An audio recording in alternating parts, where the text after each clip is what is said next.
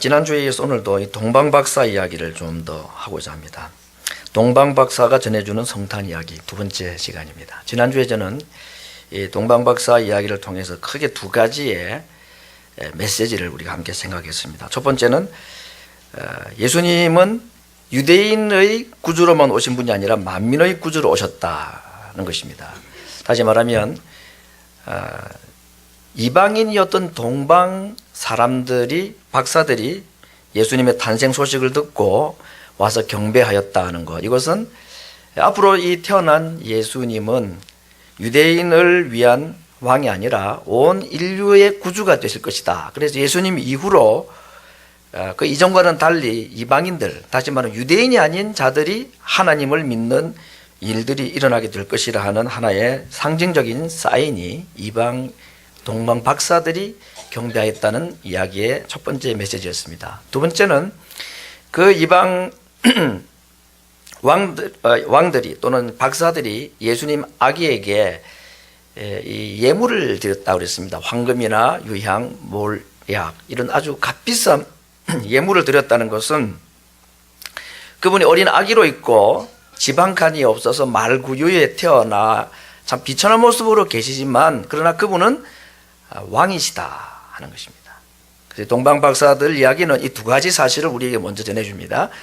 유대인의 왕이 아닌 만민의 구주가 되실 것이다. 그리고 그분은 어린 아기로 비천한 모습으로 오셨지만 참으로 고귀한 높으신 하나님의 아들이시고 하늘에서 이 땅에 내려오신 우리의 왕이시다 하는 것을 이 동방 박사 이야기들을 통해서 우리에게 먼저 전해주는 이야기였습니다. 오늘 저는 계속해서 몇 가지 질문을 통해서 이 동방 박사 이야기를 가지고 우리에게 주시는 하나님의 그 말씀, 메시지는 무엇인가 하는 걸 생각을 하고자 합니다. 지난주에 살펴본 대로 이 동방 박사 이야기는 좀 미스터리한 점이 많이 있습니다. 이들이 누군지, 또 그 별에 대한 신비함도 있고, 그들이 정말 이 예수님이 아기가 메시아라는 사실을 제대로 알았을까? 그들은 어떤 마음으로 이 아기에게 그 먼 거리를 별을 보고 찾아왔던가 하는 이 마태복음에 기록되어 있는 동방 박사 이야기는 여러 가지 부분에 있어서 좀 신비한 이야기일 수밖에 없는데, 오늘 몇 가지 더 질문을 한번 통해서 말씀을 좀 더 생각을 하고자 합니다. 별을 따라온 이 동방 박사들이 처음으로 유대 땅에 와서 도착한 곳은 예루살렘이었습니다. 별이 그러면 예루살렘까지 이 동방 박사들을 인도를 해 왔던 것인지, 아니면 유대 땅을 넘어서면서부터는 왕이 태어난다고 했으니까 예루살렘이 수도니까 수도에 태어나겠지 하고 짐작하고, 별은 이미 이제 사라졌는데 아마 예루살렘이 수도에 태어나겠지 하고 예루살렘을 찾아갔는지, 더군다나 왕이니까 왕궁에서 태어나겠지 하고 헤롯의 궁으로 찾아갔는지도 모르겠습니다. 아무튼 유대 땅에 넘어온 이 동방의 박사들은 맨 먼저 예루살렘 왕궁으로 찾아갔고, 그래서 그곳에서 왕에게 아주 겁도 없이 물었습니다. 유대인의 왕이 어디에서 태어납니까? 우리가 그의 별을 보고 왔습니다. 이 얼마나 당돌한 질문입니까? 아니, 왕에게 가가지고 다시 이 나라의 왕이 될 사람이 태어나는 장소가 어디냐고 물었다는 겁니다. 참 순진한 건지 어리석은 건지, 오늘 이 박사들의 질문을 듣고 3절에 보니까 그 왕궁에 있었던 사람들의 반응을 이렇게 합니다. 헤롯 왕과 온 예루살렘이 듣고 소동하였다 그랬습니다. 이 소동이라는 것은 난리가 났다는 말입니다. 아주 뭐 시끌벅적하고 이게 무슨 큰 일이 일어난 것처럼 사람들 사이에서 큰 소동이 일어났다. 자, 여러분, 헤롯 왕은 왜 이렇게 놀라고 분노하고 소동을 했을까? 그건 우리가 충분히 이해가 되죠. 자기가 엄연히 왕인데 또 다른 왕이 태어난다. 그러면 자기의 지위가 언젠가 무너지게 될 것이다 하는 그런 두려움이 있었을 것이고, 이 헤롯이라는 사람은 로마 정부가 임명한 왕이긴 하지만 이 사람의 출신을 보면은 그 야곱의 형 에서의 후손인 이 에돔 족속 출신이라고 알려져 있다고 합니다. 그러니까 이 사람은 유대인들과 오랫동안 살았고, 어떤 의미에서는 사실은 절반은 유대인인 사람이고, 그리고 유대인들 사이에 늘 이야기되었던 메시아 이야기, 그들에게는 이 메시아 얘기를 많이 들었을 겁니다. 그래서 동방 박사들이 와서 유대인의 왕이 어디 태어납니까? 라고 물었을 때에 그는 직감적으로 알았을 겁니다. 이 유대인들이 말하는 그 메시아를 말하는 거구나. 그가 그 메시아의 탄생을 믿었는지 안 믿었는지는 알 수는 없습니다만은 겁을 낸 건 사실입니다. 늘 자기는 불안에 쌓여 있습니다. 높은 권력자들은 늘 그렇죠. 그 자리에서 쫓겨날까, 반란이 일어날까 늘 두려움에 쌓여 있는 것이 이 권력자의 외로움 아니겠습니까? 더군다나 이 헤롯이라는 왕은 굉장히 악한 왕입니다. 나중에도 나옵니다만은 2살 이하의 어린아이들 다 죽이라고 명령을 내릴 만큼이나 악한 폭군입니다. 역사가들의 연구에 의하면 이 사람은 자기 아내도 죽이고 아들도 죽이고 친척도 죽이고 왕이 된 사람이라고 얘기를 합니다. 그러니 자기 권력 하나를 지키기 위해서는 아내마저도 죽이고 자식마저도 죽였던 이 사람이 만약에 이 메시아라는 유대인들이 말하는 그 왕이 태어나서 그들을 규합해가지고 세력을 규합해가지고 자기를 몰아내고 반란을 일으키면 자기 정권도 무너진다 하는 두려움이 있었을 것입니다. 그래서 동방 박사들이 말하는 그 어린 아기 왕으로 태어난다는 그 사람은 유대인들이 말하는 메시아를 두고 말인가 보다. 정말로 메시아가 태어난 건 아닐까 하는 그런 두려움. 그래서 그가 소동을 한 것은 어느 정도 이해가 되는 부분입니다. 두 번째 우리의 질문을 하고 살펴볼 사람들은 예루살렘 사람들입니다. 예루살렘도 소동했다 그랬습니다. 예루살렘 백성들은 말하겠죠. 이스라엘 백성들도 이 박사들 얘기를 듣고 소동했다, 난리가 났다는 얘기입니다. 온 동네가 시끌벅적합니다. 뭐라고? 어느 저기 페르시아에서 어떤 사람들이 왔는데 그 사람들이 와가지고 왕이 태어났다고 별을 보고 왔다고 한다. 소문이 쫙 퍼졌겠죠. 여러분, 유대인들은 이 메시아 사상은 참 굉장한 그들의 신앙이었습니다. 그들이 아무리 고통스럽고 포로 생활을 하고 나라가 몇 번씩 망하고 해도 그들이 끝까지 민족성을 잃지 않고 나라를 지킬 수 있었던 것은 바로 이 메시아 사상 때문이었습니다. 메시아가 오면 모든 문제는 하루아침 해결된다. 메시아만 나타나면, 그 하나님의 약속하신 그 메시아만 나타나면 이 포로 생활도 끝나고 가난도 끝나고 우리는 이 세계의 주인 나라가 될 것이다. 이런 믿음으로 그 환란이나 또 나라 없는 소름 이런 걸 다 이겨냈던 민족들인데 메시아가 왔다는 거 아닙니까 지금? 그걸 천사가 얘기해 주지는 않았지만 하나님 모르는 남의 나라 이방 나라 사람들이 그 사람들이 와가지고 한 얘기긴 하지만 그 내용은 분명히 메시아 얘기입니다. 그러면 어떻게 해야 합니까? 야, 정말 메시아가 나타났단 말인가? 메시아가 탄생하신 것인가? 그리고 환영을 해야 되는데 환영했다는 말이 없고 소동했다 그랬습니다. 헤로드 왕과 똑같은 반응입니다. 그럼 이건 좀 이상하지 않나요? 왜 유대인들이 그토록 기다렸던 메시아가 왔다는 이야기를 선지자나 또는 제사장들이나 천사를 통해 직접 듣지는 않았지만 그 전해준 사람 이야기가 누구를 통해 들었습니까? 하나님하고 전혀 상관없는 저 먼 나라에 있는 그 이방 나라 사람들 박사들이 와가지고 해준 것이긴 하지만 내용은 사실인 겁니다. 내용은 메시아 얘기인 겁니다.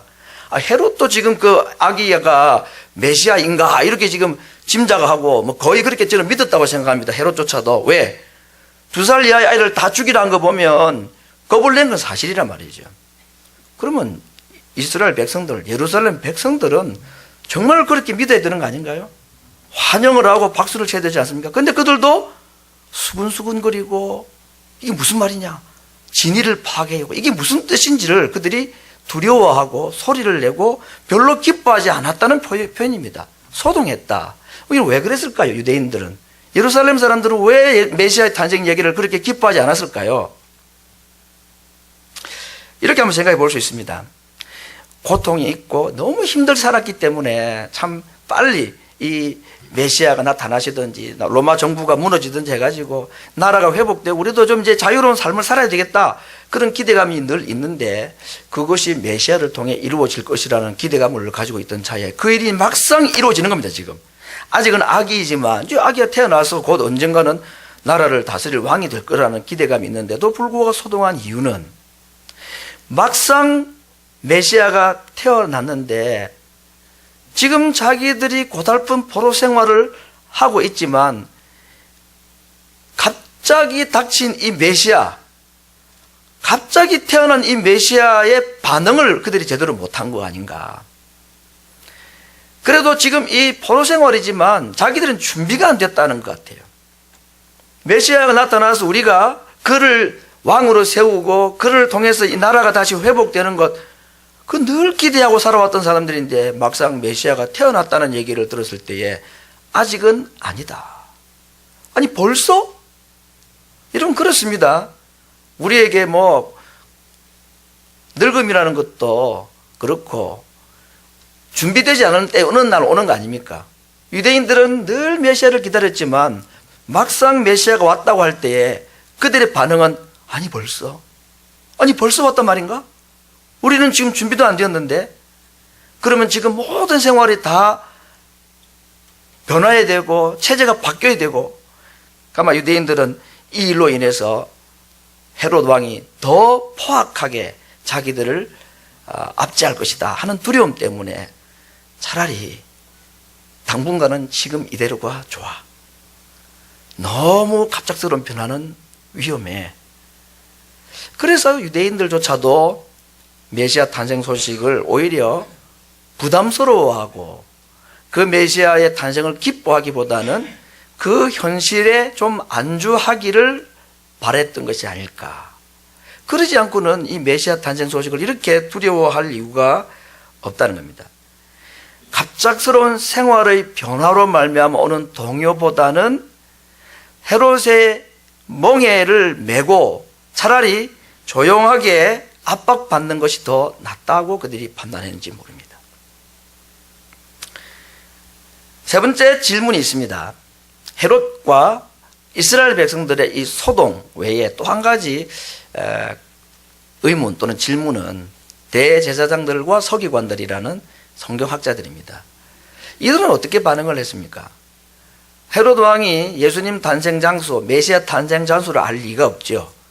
당연히 율법학자들을 불렀습니다. 메시아가 태어난다면 어디서 태어나느냐 이들이 묻는데 답을 해주라고 하니까 1초의 주저함도 없이 미가서 5장 2절을 외웠을 것입니다. 오늘 성경에 있는 그대로입니다. 베들레헴입니다.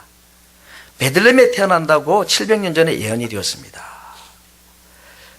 그리고 박사들은 그 답을 얻고 궁을 빠져나오고 그때 자기들 인도했던 별이 갑자기 나타나서 아기가 태어난 그 곳에 베들레헴까지 인도해주고 그곳에서 머물렀다 그랬습니다. 자, 여러분, 헤롯 왕이나 백성들은 이런저런 이유 때문에 소동을 했다고 그랬습니다. 베들레헴이라는 이 메시아의 탄생 장소까지 정확히 알고 있는 이 대제사장들과 서기관들은 그러면 어떻게 반응하는 것이 마땅했을까요? 아니, 오늘 보면 어떻게 그들은 반응하고 있습니까? 답을 주고 아무 느낌이 없고 반응이 없습니다. 한 번쯤 자기들도 가고 싶은, 베들레헴에 탄생한다는 건 너무나 확실하니까 동방의 박사들, 저 하나님 알지 못하는 사람들이 뭐 별 보고 왔다는데 이게 믿어야 될지 말아야 될지 긴가민가 그럴 수도 있을 겁니다. 그러나 여러 가지 정황을 볼 때에 지금은 정말 뭔가 특별한 일이 일어난 건 사실이겠다. 그리고 자기들이 알고 있는 베들레헴의 장소까지 그들이 답을 다 주었습니다. 그리고 그 말을 듣고 박사들, 이방의 사람들은 그냥 뚜벅뚜벅 그 이야기를 듣고 베들레헴을 향하여 갔습니다. 근데 답을 주었던 이 제사장들과 서기관들은 어떻게 합니까? 움직이지 않습니다. 베들레헴 찾아가지 않습니다. 메시아의 탄생을 믿고 메시아가 베들레헴에 탄생한다는 것을 그들은 확실히 믿었다면 가야 되지 않나요? 왜 안 갔을까? 우리 성경에 없기 때문에 짐작하기는 어렵습니다만은 아무래도 헤롯의 눈치를 볼 수밖에 없겠죠. 헤롯의 밑에서 녹을 먹고 살아가는 종교인들 아닙니까? 헤롯하고 이 각을 지어서도 안 되고 헤롯하고 마음 상해서도 안 되고 그 사람 눈치를 볼 수밖에 없기 때문에 이들이 안 간 것은 다른 이유고 그 이유 때문일 겁니다. 한번 그런 생각도 해봤습니다. 혹시 휴가 내가지고 개인적으로 살짝 베들레헴에 간 제사장들도 있지 않았을까? 뭐 그런 성경도 없지만 다른 사람은 모르지만요, 이 제사장들이나 서기관들은 메시아의 베들레헴 탄생이라는 너무나 확고한 믿음을 가진 자들 아닙니까? 그런데 움직이질 않습니다. 그 이유는 무엇이냐? 눈치 보느라고. 다른 사람 눈치 보느라고. 윗사람 심기를 건드려가지고 비위 상해가지고 나한테 좋을 게 없다는 겁니다. 그래서 안 움직였습니다.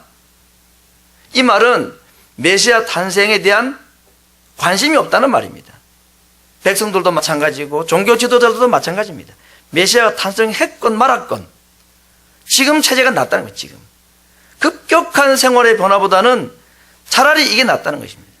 이게 백성들이나 서기관들, 제사장들의 심산이었습니다. 물론 예수님께서 아기로 태어나셔가지고 동방의 박사들뿐 아니라 백성들이나 서기관, 제사장들, 그 백성들의 인사를 받고 환영을 받고 뭐 그렇게 오실 분은 아니고 그렇게 해서도 안 되는 일이긴 하지만 그건 우리가 예수님 편에 생각하는 것이고, 메시아를 기다리는 이 유대인들 입장에서 볼 때는 이렇게까지 자기 생활을 중심하고 자기 기독권을 포기하고 놓치고 싶지 않아서 자기 삶의 안정을 위해서 그토록 기다리고 기다렸던 메시아의 탄생 이야기를 듣고도 어떻게 이렇게 무감각할 수 있고 무반응할 수가 있는가? 이거 좀 신기한 일 아니겠습니까, 여러분?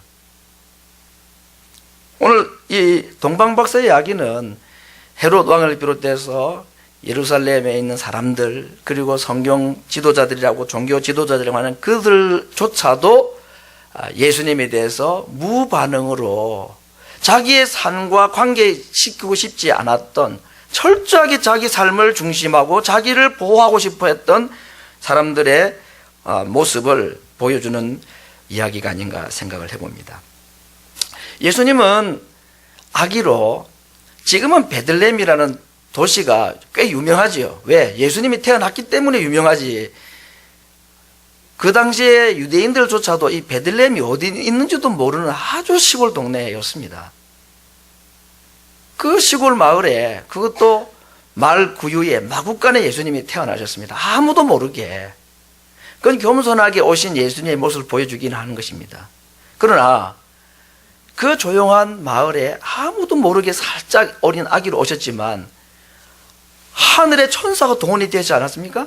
예수님 탄생하실 때 목자들에게 나타난 하늘의 천사들이 동원이 되고, 이방 나라의 귀족들을 하늘의 별을 하나 띄우셔가지고 그들을 동원을 하시고, 헤롯이 사는 예루살렘 왕궁에 그 소식을 전하고 이스라엘의 수도인 예루살렘 사람들이 다 알도록 오신 것입니다.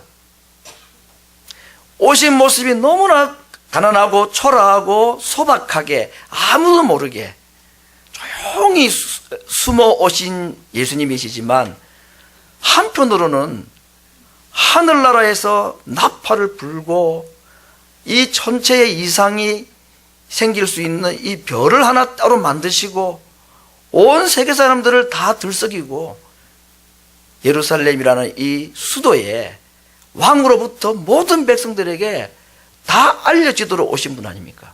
그런데 아무도 가지 않았습니다. 동방 박사들이나 목자들을 제외하고는. 아마 그 마구간 주인도 아기 예수님을 봤겠죠. 안 그러겠습니까? 미안한 마음도 있을 거고, 자기 방이라도 내줄 걸 싶은 마음도 들었을 거고, 그 베들레헴 사람들이 한국 같은 미역국 끓여가지고 그 마리아 한번 찾아가지 않았겠습니까? 여기 사람 사는 세상인데 동방 박사들과 목자들 외에도 예수님을 찾아간 사람들이 적지 않게 있긴 있었을 것입니다. 그러나 오늘 이 이야기를 통해서, 동방 박사 이야기를 통해서 오늘 우리에게 주시는 또 한 가지의 중요한 메시지가 있습니다. 예수님을 만났다고 해가지고 다 그의 백성이 되는 것은 아니다 하는 것입니다. 동방 박사들은 과연 이 예수님 아기를 메시아로 믿고 이들이 과연 구원받았을까? 천국 가면 동방 박사를 만날 수 있을까? 어려운 질문입니다. 우리가 얻을 수 있는 답도 없지만, 그러나 그 당시에 동방 박사들은 신비한 별을 보고 한 나라의 왕이 태어났고 이 나라의 왕이 굉장한 사람일 것이라는 기대감을 가지고 신비한 마음으로 귀한 예물을 가지고 오긴 했지만 나중에는 어떤지 몰라도 그 아기 예수님께 경배를 하고 예물을 드리고 할 때조차도 이분이 유대인들이 말하는 메시아, 성경에서 말씀하시는 하나님의 아들이라고 믿었을 거라고는 별로 그렇게 기대감이 들지 않습니다. 동방박사들처럼 마국간을 찾아가고 예수님을 찾아가는 열심이 나쁜 건 아니지만 그렇다고 해가지고 그들이 하나님의 백성이 되는 것은 아니라는 겁니다.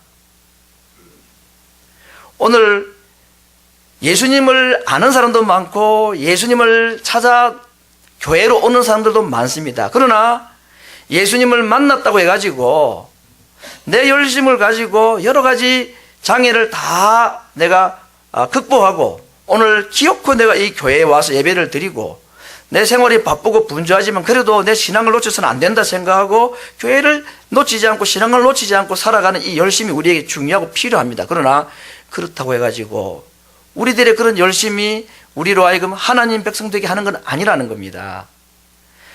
어린 아기에게 예물을 갖다 바친다고 그가 하나님 백성이 되는 것이 아닙니다. 오히려 그 아기 예수님이 주시는 것을 받는 자가 하나님의 백성이 되는 것입니다. 그 아기 예수님이 주시는 것이 무엇입니까? 동방의 박사들은 황금과 유향과 모략이라는 굉장한 값어치 있는 물건을 드렸겠지만 예수님은 그들을 위해서, 예수님은 오늘 인류를 위해서 자기의 목숨을 내어주시고 자기의 생명을 주셨습니다. 예수님을 만난다고, 예수님께 뭔가 예물을 드린다고 하나님 백성이 되는 것이 아니고 예수님이 자기의 생명을 내어주시는 그 생명을 받는 자가 하나님 백성이 된다는 것입니다. 이것이 오늘 동방박사들이 우리에게 주는 이야기입니다. 헤로드 왕, 자기의 지위를 잃어버릴까봐 들어왔던 이 메시아 이야기를 그는 못 들은 채 하고 나중에는 그 아이를 죽이려 했던 사람이었습니다. 예루살렘의 사람들, 피곤하고 포로 생활에 지쳐있는 그들의 삶에 뭔가 새로운 변화가 있어야 되겠고 이런 삶을 탈피하고 싶은 가난도 떨쳐버리고 고통도 떨쳐버리고 그런 욕구들이 있었지만 막상 그들이 삶이 변해야 되고 내가 이 예수님을 찾아간다는 것, 그것은 또 다른 불이익이 내게 올 수 있다는 위험이 있기 때문에 차라리 안전한 포로 생활을 더 추구하는 예루살렘 사람들, 성경을 너무나 잘 알고 답을 가르쳐 주었던 제사장들과 서기관들도 윗사람 눈치 보느라고 다른 사람 마음 상해할까봐, 비위 상하게 할까봐 분명히 가야 되는 것을 알면서도 가지 않는 그런 모습들. 오늘 이 예수님의 탄생 이야기를 전해들은 사람들의 반응들은 그런 것이었습니다. 오늘 이 시대도 그런 사람들이 있는 것 같습니다. 마지막 질문 하나 드려보겠습니다. 헤롯 왕이 아기가 태어난 이 이야기를 듣고 박사들에게 뭐라고 얘기를 합니까? 돌아올 때에 나에게도 자세히 알아보고 어디에 있는지 얘기를 해달라 그랬습니다. 왜 그렇게 이야기합니까? 나도 가서 경배하겠다 그러지만 그 아기를 죽이기 위해서 그랬겠죠. 예루살렘과 베들레헴은 한 5마일밖에 되지 않는다고 합니다. 말을 타고 가면 1시간일 것이고 걸어가도 3시간이면 갈 수 있는 반나절도 안 걸리는 짧은 거리인데 저는 이 성경을 보면서 헤로드 왕이 좀 이해가 되지 않습니다. 정말로 그 아기를 죽일 마음이 있었으면 박사들하고 같이 가든지 같이 가서 경배하자 하고 가서 아이를 죽이든지 아니면 박사들이 가고 난 뒤에 뭐 베들레헴을 모르겠습니까? 가까운 거리에 있는데 그러니 군사 데리고 그 다음날 차곡차곡 밟아서 그 베들레헴에 이르러서 얼마든지 자기의 뜻을 펼칠 수가 있을 텐데 어리석게도 박사들이 다시 돌아올 때까지 기다리고 있었습니다. 이게 얼마나 오랜 시간이 걸렸는지 모르지만 나중에 속았다 생각하고 애꿎게 2살 이하의 아이들 다 죽이는 그런 엄청난 또 포악을 저지르고 말았습니다. 왜 헤롯은 그때 박사들과 함께 가지 않았을까? 왜 헤롯 왕은 그 다음 날이라도 군사를 데리고 가서 베들레헴에 아기를 없애지 않았을까? 하나님이 예수님을 보호하신 것입니다. 얼마든지 그렇게 할 수 있고 악의를 제거한다면 바로 그렇게 행동으로 옮기는 것이 맞지만 어떤 이유에서든지 박사들이 돌아올 것이라고 기대하고 기다리고 그래서 그 계획이 무산이 되도록 하나님께서 아들 예수님을 그렇게 보호하신 것입니다. 오늘 이런 이야기들은 성탄절에 일어났던 이 동방 박사들 이야기들의 주변 이야기들의 하나의 결론이라고 말할 수가 있습니다. 성도 여러분, 오늘 이 시대에도 베들레헴까지 가지 않는 예루살렘에 머물러 있는 자들이 많이 있는 것 같습니다.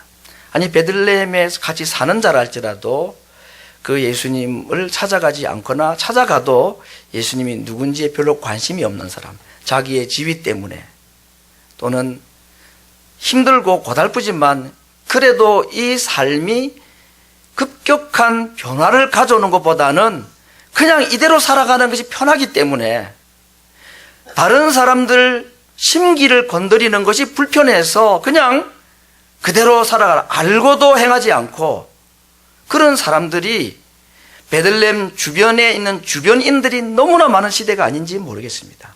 왜 베들레헴까지 가지 않습니까? 알고도 가지 않고 다른 이유 때문에, 인간관계 때문에 자신을 완전히 하나님 앞에 내려놓고 예수님 앞에 자기의 삶을 완전히 내려놓지 못하는 자들이 너무나 많이 있습니다.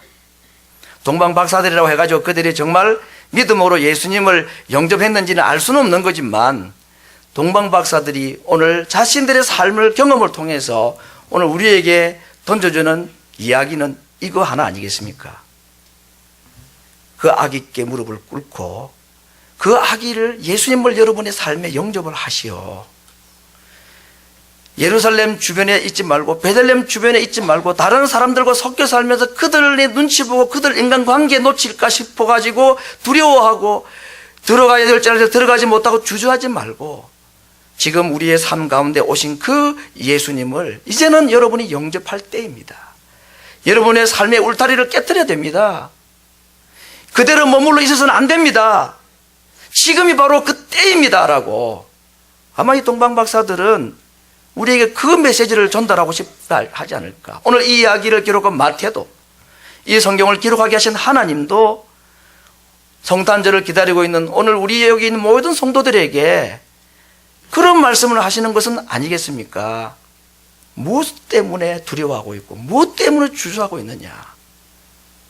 그 앞에 무릎을 꿇고 그를 마음에 영접하고 다른 사람들 눈치 보지 말고 하나님 앞에 나아가고 그 예수님의 주시는 생명을 받아 누려야 된다고 우리에게 요구하실 것입니다. 오늘 이 아침에 나는 도대체 어디쯤 머물러 있는지, 베들레헴 근처 그 길이 먼 것도 아니고 가까이에 있고 주변에서 너무나 많은 이야기를 들려주었습니다. 하늘에 있는 기적을 보았다는 사람들이 이야기를 해주어도 듣지 않고 믿지 않는 자들이 예루살렘에 꽉 차 있었습니다. 믿지 않는 헤롯 왕은 두말할 것도 없지만 기다린다는 이스라엘 백성들을 영적으로 가르친다는 종교 지도자들조차도 익숙한 종교 행위들은 있었지만 막상 그들 앞에 찾아오신 아기 예수님 앞에 무릎 꿇는 일은 모두 주저하고 있었습니다. 나름대로 다 이유가 있었어. 지금 내가 가지고 있는 이 삶을 그래도 유지해야 되니까, 인간관계 깨뜨렸다가 나에게 다가오는 불이익이 두렵기 때문에 내가 내 삶을 보호하려 하다 보니 눈앞에 계신 예수님을 보고도 그 앞에 무릎 꿇지 못하고 그 주님을 내 삶에 영접하지 못하는 오늘 이 시대의 예루살렘 사람들, 이 주변의 베들레헴 주변인으로 살아가는 사람들이 교회 안에도 교회 밖에도 얼마나 많은지 모르겠습니다. 바울은 말했습니다. 지금이 은혜 받을 때요, 지금이 구원의 날이라 그랬습니다.